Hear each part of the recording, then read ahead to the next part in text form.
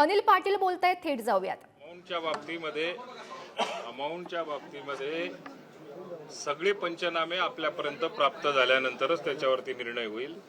परंतु सर्वात मोठी दिलासा देण्याची गोष्ट जर का असेल तर शेतकऱ्याच्या पाठीशी शासन उभं राहण्याच्या दृष्टिकोनातून सर्व जिल्ह्यांमधनं ज्या ज्या ठिकाणी नुकसान झालं असेल त्या त्या ठिकाणचे पंचनामे आमच्यापर्यंत पोहोचतील आणि त्यानंतर त्याच्यावरती एकत्रित निर्णय होईल.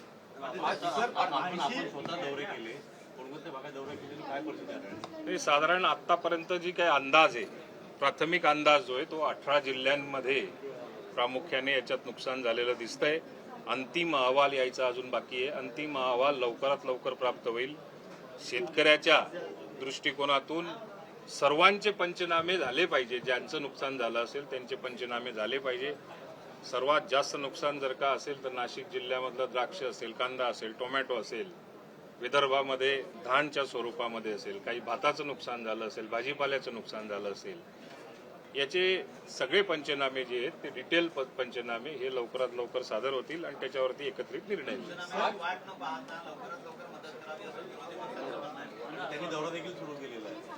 आता दौरा नाही, प्रत्येकाचं काम असतं. मला तर असं आतापर्यंत ज्या दिवशी अतिवृष्टी अवकाळी पाऊस पडला त्या दिवशीच जवळपास बऱ्याचशा मतदारसंघातून त्या आमदारांचेच फोन आले. त्यांनी त्यांच्या स्थानिक स्तरावरती दौरे केले.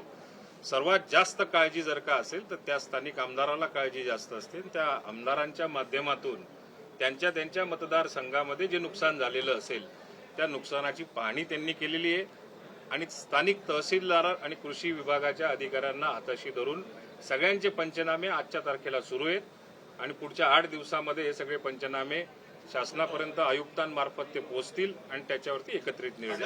अनेक तालुक्यामध्ये दुष्काळाचा प्रश्न आहे. अशा ठिकाणी काही आपण हे करतोय का? दुष्काळाचा जो बऱ्याच ठिकाणी फटका बसलेला आहे त्या ठिकाणी काही मदत? आज दुष्काळाचा विषय जो होता तो याच्यापूर्वीच झालेला आहे. 40 तालुके आपले दुष्काळ म्हणून घोषित झालेले आहेत. जवळपास 1021 मंडळ जे होते ते मंडळ सदृश्य दुष्काळ परिस्थितीमध्ये त्यांची घोषणा झालेली आहे.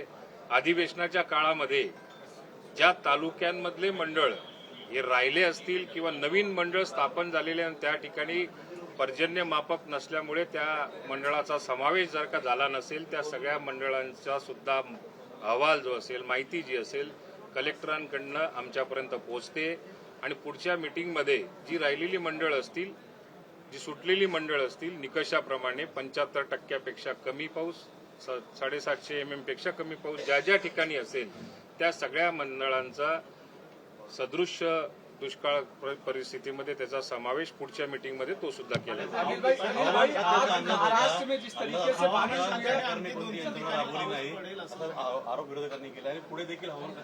काय हवामान खात्याचा अंदाज असून देखील सरकारी यंत्रणांनी कुठे किंवा सरकारने कुठेही यंत्रणा उभी केली नव्हती. सगळं झाल्यानंतर सरकार जागा झाला असा आरोप विरोधकांनी केला. नाही, हवामान खात्याचा ऑरेंज अलर्ट जो होता तो ऑरेंज अलर्ट शासनाच्या वतीने, आमच्या विभागाच्या वतीने त्या जिल्हाधिकाऱ्यांना त्याची सूचना सुद्धा दिलेली आहे. त्याच्यानुसार काळजी सुद्धा घेण्याचं काम केलेलं आहे.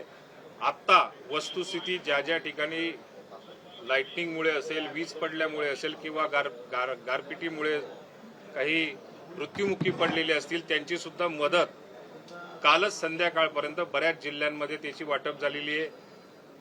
जे जनावरं असतील, लहान जनावरं असतील, मोठी जनावरं असतील, त्यांचं सुद्धा समजा ज्याचा मृत्युमुखी पडलेले असतील किंवा जखमी झालेले असतील ती सुद्धा कलेक्टरांकडनं त्याची कारवाई त्या जिल्हाधिकाऱ्यांच्या माध्यमातून ती सुरू आहे. मराठीमध्ये विखे पाटील म्हणतायत. विखे पाटील म्हणतायत.